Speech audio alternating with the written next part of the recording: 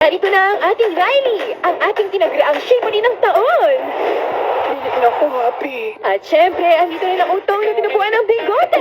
At si Fear. At syempre, ayoko sa mga mukhang singaw. Shoota! Pastiso yan! Asin yung at si Discuss. Ang t-shooter na tinubuan ng Buti na lang walang emotion na mukhang Hello. Ako si Anxiety. Makikibed space lang kami. Ikaw yung bagong emotion. Oo, pasensya na. Kasya ba kami sa bed space niyo? May kasama ka pang mga asim? Ako si MB.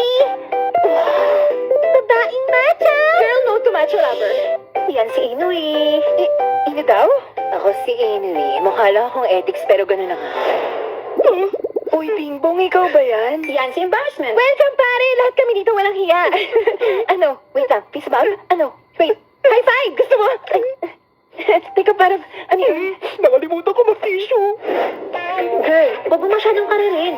Yung pagiging bida-bida. Siya tayo mamaya. Pinabaklaan mo na naman ako! Joy, minsan yung pagiging straight, ilugar mo kasi. Tayo bayot, period. Hindi ako bisexual. Shoto! Shoto, first mong bigwak agad. Huwag ka maiya sa akin. Guys, kung puro kayo straight, hindi na magiging makulay ang mundo nyo. Riley! Pumapatay na nga abab. Para mas maraming chicks. Masyado na kayo nagpapadala sa emosyon nyo. Hindi kami bayot! Hello? Dinala na naman tayo sa maboteng usapan. Operation Hunting Chicks, begin. Nakakalap na naman yung panty mo. Bayot ako, ma! Masama ito para sa ating mga henerasyon. Tara, mga bayot!